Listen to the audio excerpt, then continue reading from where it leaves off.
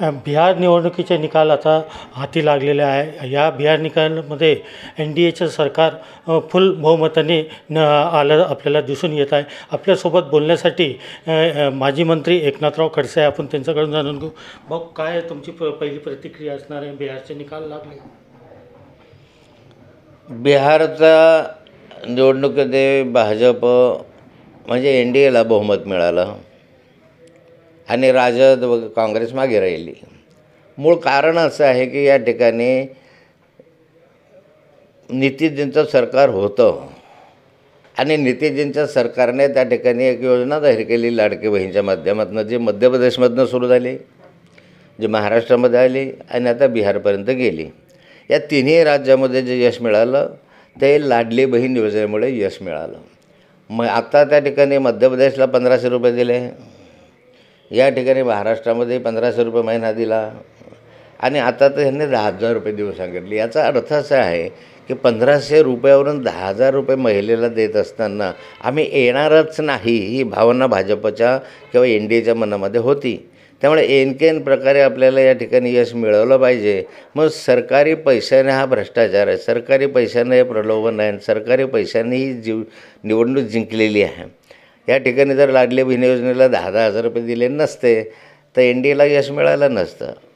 या ठिकाणी 10,000 रुपये हे प्रलोभन आहे. एकेका घरामध्ये जर 5 महिला असल्या 50,000 रुपये मिळायला लागले तर मग त्या ठिकाणी कोण मत देणार नाही? जो देणार आहे पैसे त्याला मत देतात. मग दुसरीकडे जसं 10,000 1500 रुपये असं, तर भाजपला एक असं ज्या ठिकाणी निवडणूक असेल त्या ठिकाणी योजना महिलांची असतील किंवा युवकांची असतील असं योजना लावून तिथून मत घेण्याचं असं तुमचं म्हणणं आहे का? नाही, सरकार ज्याचा आहे त्याच सरकारच्या माध्यमातून सरकारी पैसा या ठिकाणी दिला गेला. हा खिशातला पैसा नाही गेला. महाराष्ट्रामध्ये 1500 रुपये दिले तर 10,000 रुपये देऊ आम्ही, म्हणजे त्यांना भीती होती की आम्ही येणार नाही.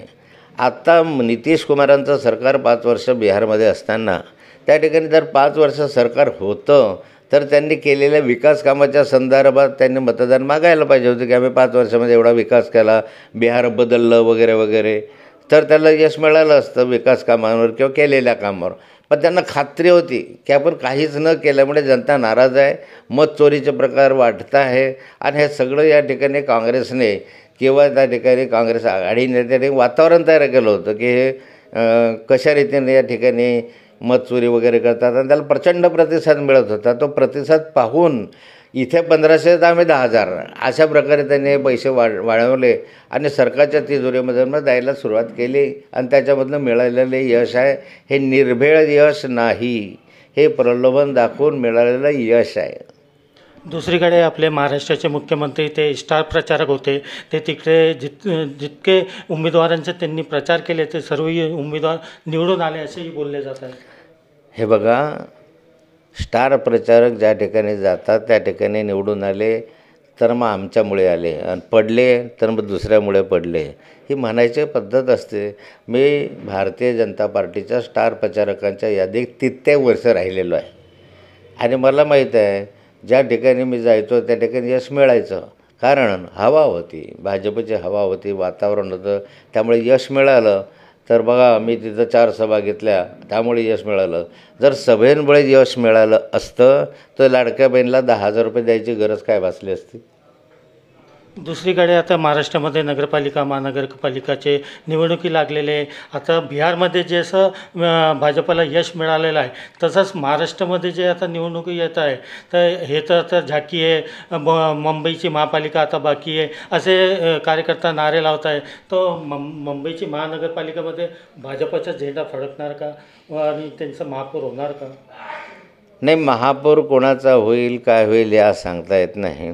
पण एवढं निश्चित आहे की निवडणुकीमध्ये जास्तीत जास्त मोठं प्रलोभन दाखवेल त्याकडे आता मतदार वेळायला लागलेला आहे. फार कमी मतदार असा राहिलेला आहे की तो कोणत्याही प्रलोभनाला बळी पडत नाही, असं बिहारमधलं चित्र आहे.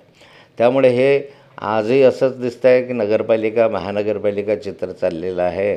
त्यामुळे ह्याच्यामध्ये मोठ्या प्रमाणावर देवाणघेवाण केल्याशिवाय किंवा हे केल्याशिवाय यश मिळणार नाही. ह्याचं नाव बाप बडा ना भैया सबसे बडा रुपया असं आज महाराष्ट्रामधलं चित्र आहे. त्यामुळे मला असं वाटतं की चांगले उमेदवारही पराभूत होतात. समोरचा माणसा जर गुंड असला,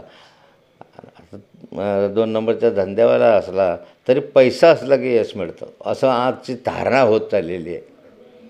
दुसरीकडे काँग्रेस असेल व इतर पक्ष असेल, जसं लालू प्रसाद यादव यांचा मुलगा यादव आणि आपलं रामविलास पासवान यांचा मुलगा, त्यांनीही कुठेतरी चिंतन करावं असं तुम्हाला वाटतं का?